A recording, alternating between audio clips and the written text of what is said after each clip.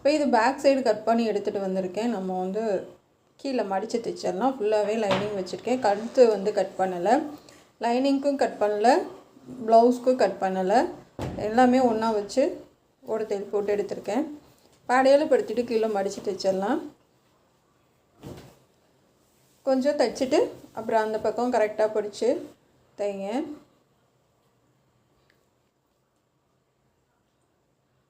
இப்போ சரியாக பிடிச்சிட்டு ஒரு தேய்ச்சி விட்டு அப்படியே நம்ம ஒரு தையல் போட்டுடலாம்.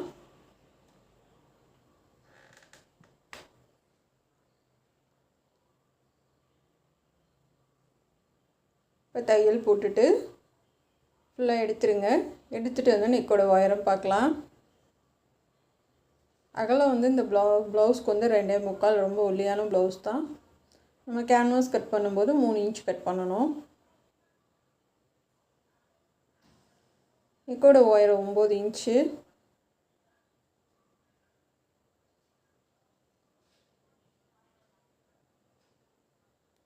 இன்ச்சு மார்க் பண்ணிக்கோங்க.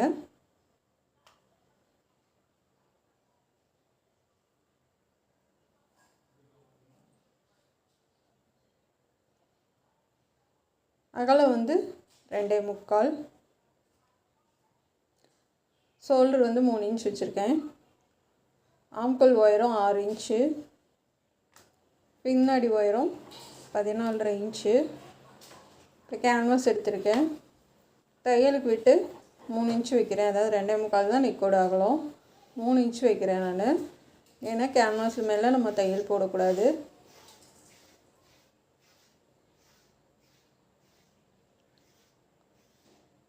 இப்போ உயரம் 9 இன்ச்சு.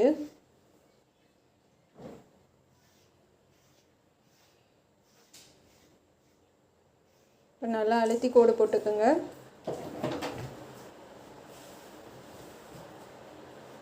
இப்போ மேலேருந்து ஒரு 3/4 இன்ச்சுக்கு அடையாளப்படுத்தியிருக்கேன். அப்படியே கொண்டுட்டு வந்து கொஞ்சம் கொஞ்சமாக அகலப்படுத்தி இந்த மாதிரி கொண்டு வந்துடுங்க. நெக்குக்கு கீழே 1/4 இன்ச்சு மட்டும் விட்டுட்டு இதை கட் பண்ணி எடுத்துடலாம்.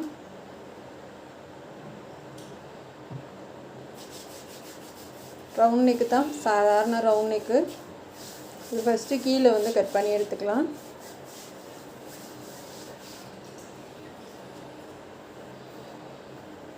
இப்போ கட் பண்ணிவிட்டு நெக்கும் கட் பண்ணி எடுத்துக்கோங்க.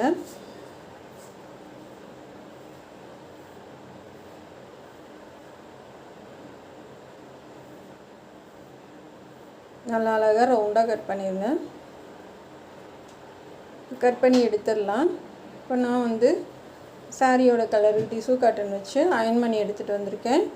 இது வந்து கேன்வாஸை சுற்றி நம்ம ஒரு தையல் போட்டுக்கலாம். 2 பக்கமும் போட்டுக்கோங்க. அந்த எட்ஜிலே போடுங்க. சேம் கலர் தான் போட்டிருக்கேன்.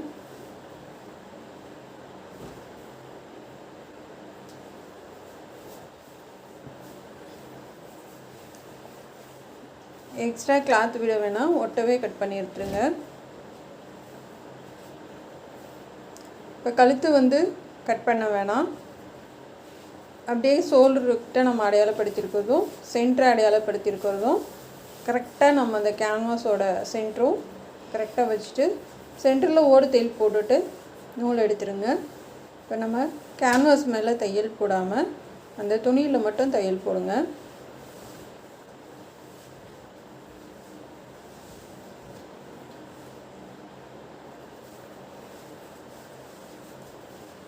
கரெக்டாக துணியில் மட்டும் போடுங்க.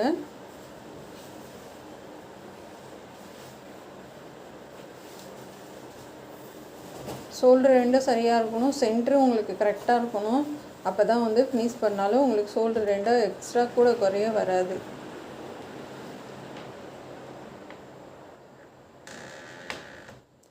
இப்போ அங்கே கட் பண்ணிவிட்டு அங்கங்கே வந்து நல்லா கொஞ்சம் விட்டு விட்டு கட் பண்ணி எடுத்துக்கோங்க. அப்போ தான் நீங்கள் திருப்பி தையல் போட்டிங்கனாலும் உங்களுக்கு நல்லா படிஞ்சு வரும். நல்லா எட்ஜிலே தையல் போடுங்க.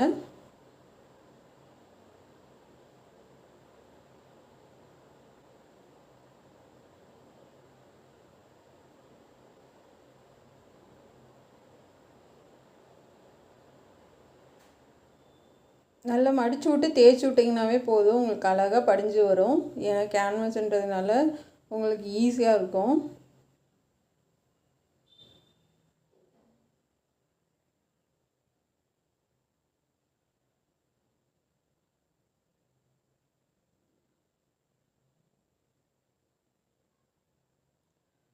இப்போ இந்த மாதிரி ஃபுல்லாகவே போட்டுருங்க. மெரூன் கலர் தெரிய வேணாம். நம்ம கடைசியாக இப்போ முன்னாடி எல்லாம் பின்னாடி ஃபினிஷ் பண்ணி முடிச்சுட்டு பைப்பிங் வந்து மெரூன் கலர் ப்ளவுஸ் கலரில் கொடுத்துக்கலாம். உங்களுக்கு விருப்பம்னா கொடுங்க, அப்படி இல்லைன்னா முன்னாடி ஹெம்மிங் பண்ணிவிட்டு அப்படியே பேக் சைடு மட்டும் ஃபினிஷ் பண்ணி கொடுத்துருங்க.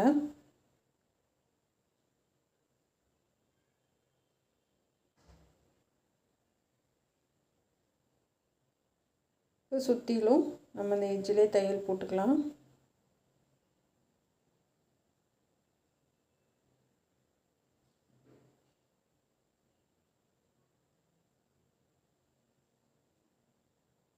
அவ்வளோதான், போட்டாச்சு.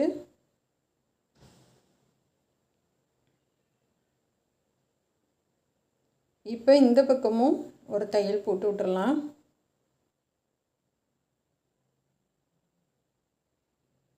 அந்த தையல் நம்ம போட்டுப்போம், அந்த தையல் மேலே போட்டு விடுங்க.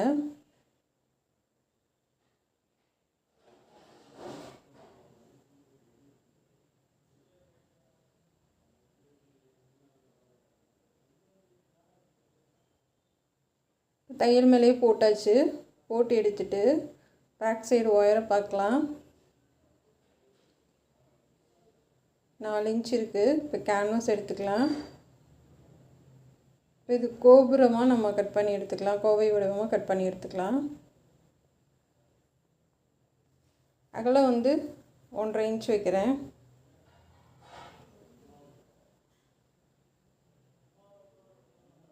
இது வந்து 2 விதமாக நம்ம டிசைன் பண்ணலாம். இந்த மட்டும் கட் பண்ணி நம்ம வந்து டிசோ காட்டனில் அயர்ன் பண்ணி சுற்றிலும் வந்து மெரூன் கலரில் பைப்பிங் பண்ணி அப்படியே வச்சு தைச்சிடலாம்.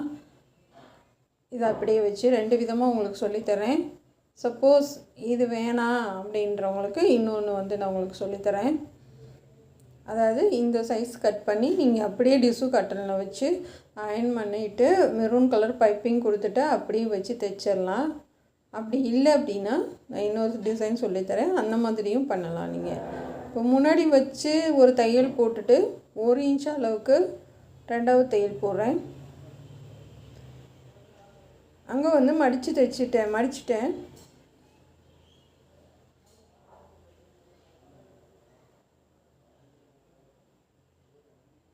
இப்போ போட்டுட்டு எக்ஸ்ட்ரா இருக்கிறத கட் பண்ணி விட்டுறலாம்.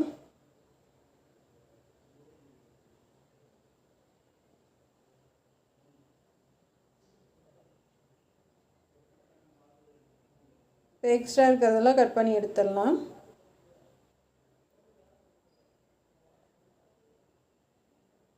இப்போ நான் இன்னொன்று கட் பண்ணுறே பாருங்கள். 4 இன்ச் ஒயரை வச்சுக்கோங்க. வரைஞ்சிட்டு அப்படியே ஒரு 1/2 இன்ச்சுக்கு ஒரு வட்டம் வரைஞ்சிக்குங்க.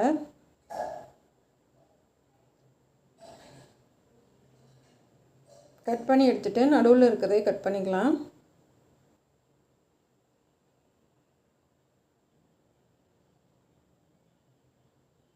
இப்போ இதை அதாவது லைனிங் கிளாத்தில் வச்சு அயர்ன் பண்ணிட்டு வந்துட்டாலும் சரி, இல்லை நீங்கள் வந்து சும்மா அப்படியே வச்சு தைச்சி விட்டாலும் சரி, 2 பக்கமும் ஒரு தையல் போட்டுக்கோங்க.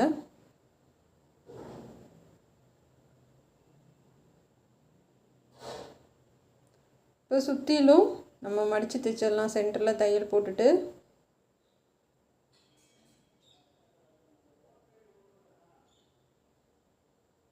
சென்டரில் தையல் போட்டுருங்க.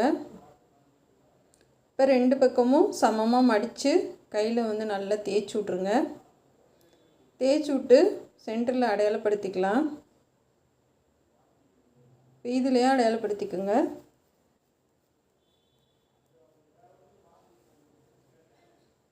இப்போ சரியாக வச்சு அந்த கேன்வாஸில் தையல் போடாமல் துணியில் மட்டும் தையல் போட்டுக்கலாம். அதுக்கு முன்னாடி இந்த மாதிரி முக்கோணமாக அடித்து எடுத்துக்கோங்க.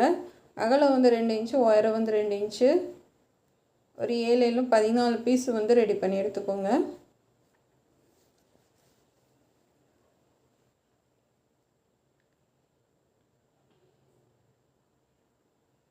எடுத்துட்டு 2 பக்கமும் அந்த அகலப்படுத்தியிருக்கிறதுலேருந்து கரெக்டாக வச்சு தைங்க. அதாவது நம்ம தையல் க்ரீன் கலர் போட்டிருக்கோம் இல்லையா, அந்த தையல் மேலேயே வர மாதிரி வச்சு தைங்க. அந்த மெரூன் கலரோட முக்கோண பீஸ் வந்து அந்த தையலுக்கு அங்கிட்டு கொஞ்சம் தள்ளி வச்சு தைங்க பிசுறு. நம்ம அதை கட் பண்ணி எடுத்துடலாம்.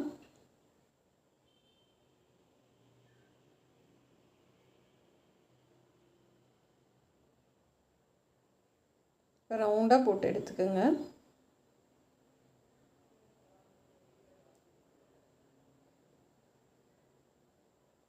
நம்ம அந்த முக்கோண பீஸ் வைக்கிறது ஒரே அளவாக வைக்கிங்க. அதாவது ஒரு இடத்துல சின்னது பெருசாக வைக்காமல் நம்ம வைக்கிற அளவுகள் வந்து ஒரே மாதிரி வச்சுக்கோங்க.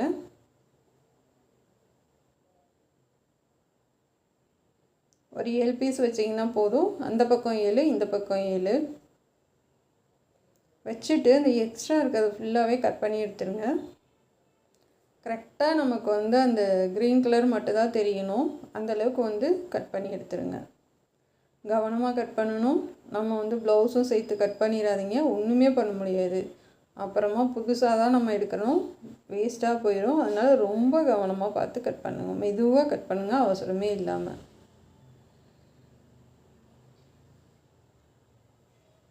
இப்போ ஃபுல்லாக நம்ம கட் பண்ணி எடுத்தாச்சு.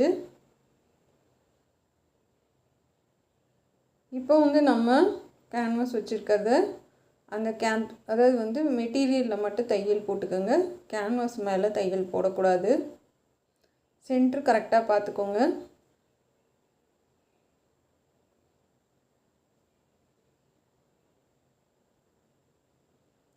இப்போ சுற்றிலும் திருப்பிடலாம் அடித்து.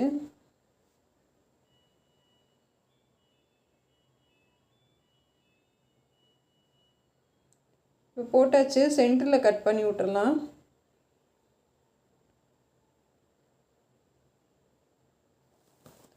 கொஞ்சம் அதாவது 1/4 இன்ச் கூட விடணும்னு கிடையாது, கொஞ்சம் ஒட்டவே வெட்டிட்டு கொஞ்சமாக விட்டிங்கன்னா போதும்.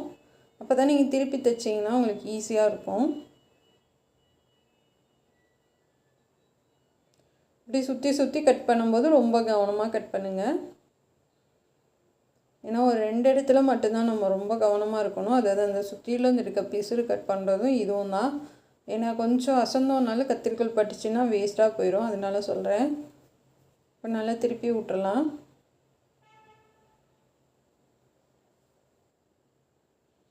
திருப்பி விட்டு எட்ஜ்லேயே தையல் போடுங்க.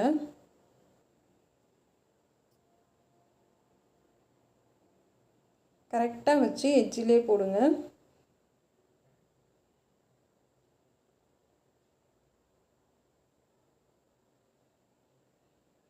இப்போ ஃபுல்லாக போட்டாச்சு. நான் வந்து ப்ளவுஸ் பீஸில் கொஞ்சம் மெலிசானது தான் எடுத்திருக்கேன். இந்த கேன்வாஸ் சென்டரில் கட் பண்ணதை வச்சு சுற்றிலும் மார்க் பண்ணியிருக்கேன். அதிலேருந்து ஒரு 1/2 இன்ச்சு எக்ஸ்ட்ரா போட்டு கட் பண்ணி எடுத்திருக்கேன். நம்ம கொஞ்சம் அந்த முக்கோண பீஸ் ஒன்று மட்டும் ரெடி பண்ணி சென்டரில் வச்சுக்கலாம்.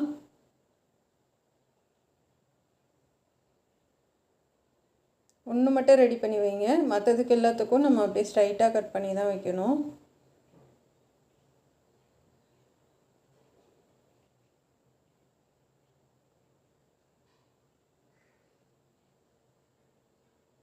இப்போ சென்டர் அடையாளப்படுத்திக்கோங்க.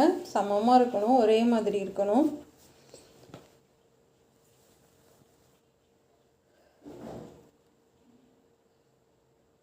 இப்போ ஃபஸ்ட்டு வந்து நம்ம க்ரீன் கலர் வச்சுருக்கோம், அடுத்து வந்து மெரூன் கலரு, அதுக்கடுத்து க்ரீன் கலரு, இந்த மாதிரி மாற்றி மாற்றி கொடுத்துட்டு வாங்க.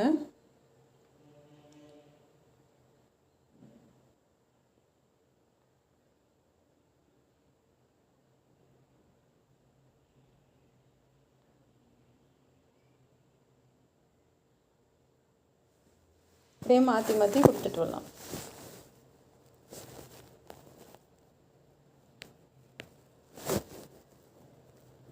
இப்போ கீழே வரைக்கும் கொடுத்துடலாம் லாஸ்ட்டு பீஸு.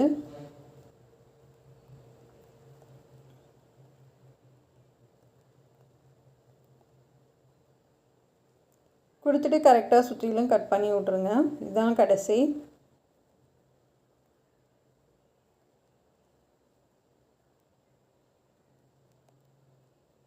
எக்ஸ்ட்ரா உள்ளதெல்லாம் கட் பண்ணிடலாம்.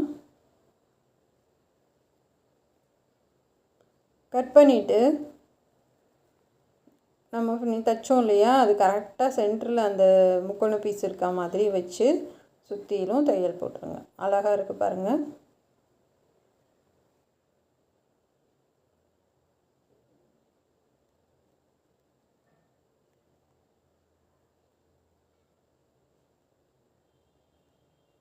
சுற்றிலும் அந்த தையல் மேலே போடுங்க, ரொம்ப அழகாக வந்துடும். போட்டுட்டு நூலெல்லாம் உடனே கட் பண்ணிடுங்க, நூல் விட்டுறாதீங்க. இப்போ உள்பக்கம் திரும்பி எக்ஸ்ட்ரா இருக்கிறத கொஞ்சத்தை கட் பண்ணி எடுத்துடலாம்.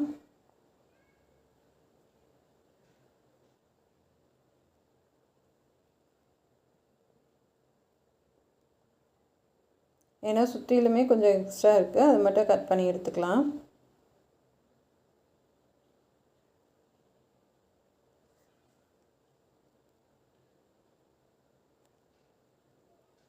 பாருங்கள், சூப்பராக இருக்குது.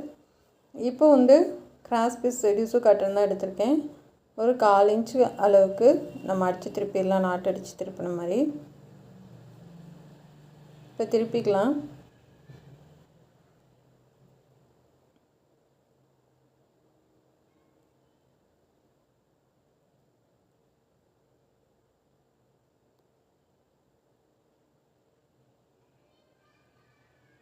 ஃபுல்லாகவே நல்லா திருப்பி எடுத்துகிட்டு 2 ஓரங்களும் கட் பண்ணி எடுத்துருங்க. ஊசியை வெளியே எடுத்துடலாம். இப்போ இதுக்கு மெரூன் கலரில் பைப்பிங் கொடுத்துடலாம் கழுத்துக்கு. நல்லா உருட்டி ஒன்று போல் கொடுங்க. இதுக்கு வந்து 2வது தையல் அமுக்கு தையல் போட வேணாம் பைப்பிங்க்கு, நீங்கள் கையிலே ஹெம்மிங் பண்ணி விட்ருங்க.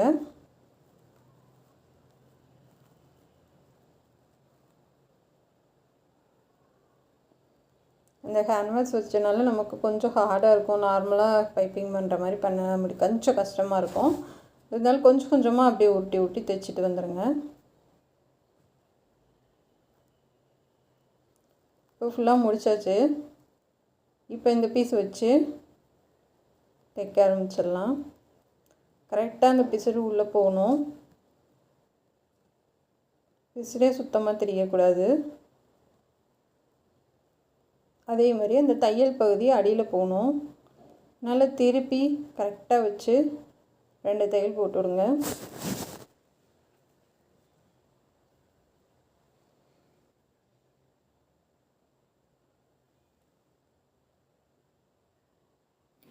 நல்லா வளைவு கொடுத்து தைச்சிட்டு வாங்க.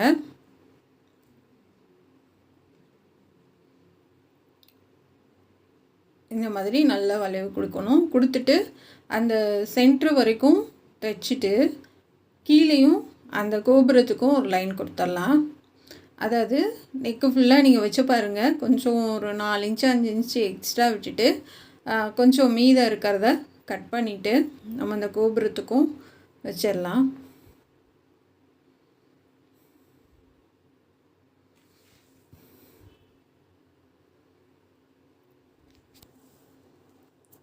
அதோட எடுத்துருங்க, நூல் எடுத்துட்டு இன்னும் கொஞ்சம் கட் பண்ணி அதுக்கும் சேர்த்து வச்சுக்கலாம்.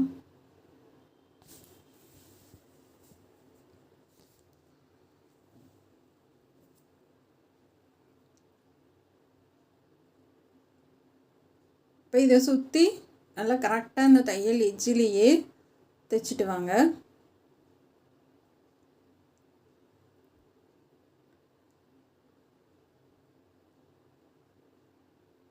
தையல் எஜ்ஜிலே போடுங்க.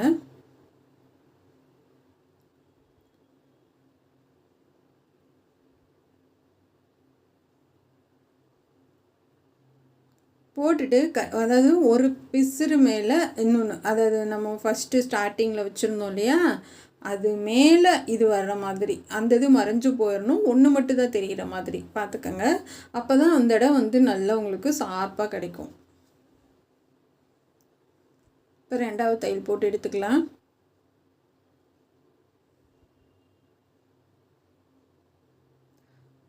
முன்னாடி கழுத்து வரைக்கும் கொடுத்துடலாம். நல்லா மடித்து விட்டுட்டு கட் பண்ணிடுங்க. அந்த மீதம் இருக்கிறத வேஸ்ட் பண்ணாமல் அந்த பக்கம் முன்னாடி கழுத்துக்கும் நான் வச்சுட்டேன். இப்போ நூலெல்லாம் வந்து நல்லா ஒட்டை பிடிச்சி கட் பண்ணிடுங்க எப்பயுமே. இப்போ 2வது தையல் போட்டுட்டு நம்ம எல்லாத்துக்கும் பாசி வச்சு ஃபினிஷ் பண்ணிடலாம்.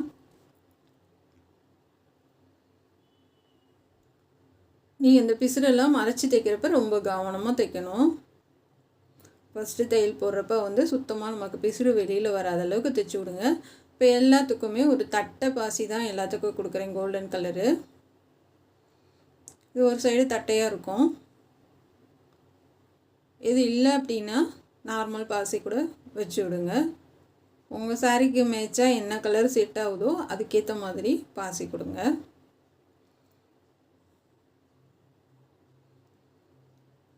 இப்போ மேலே வரைக்கும் வச்சிடலாம்.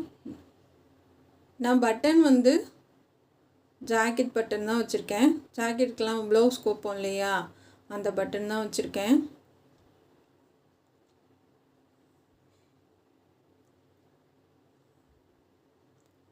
இப்போ இந்த அளவுக்கு தைச்சி விட்டுட்டு இப்போ இந்த பக்கம் ஒரு அரையில் பாசி வச்சு விட்டுடலாம்.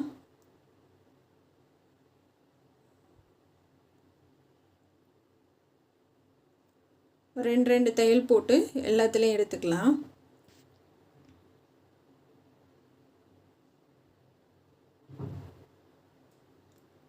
இந்த பட்டன் தான் வச்சுருக்கேன். இப்போ ஃபுல்லாக ஃபினிஷ் பண்ணியாச்சு.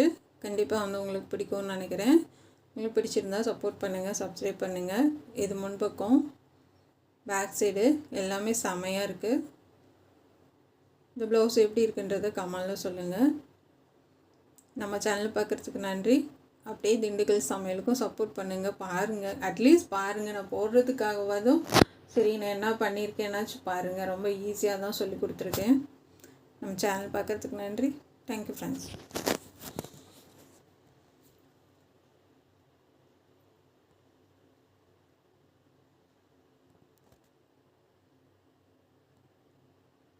மடித்து போட்டால் எவ்வளோ அழகாக இருக்குது பாருங்கள்.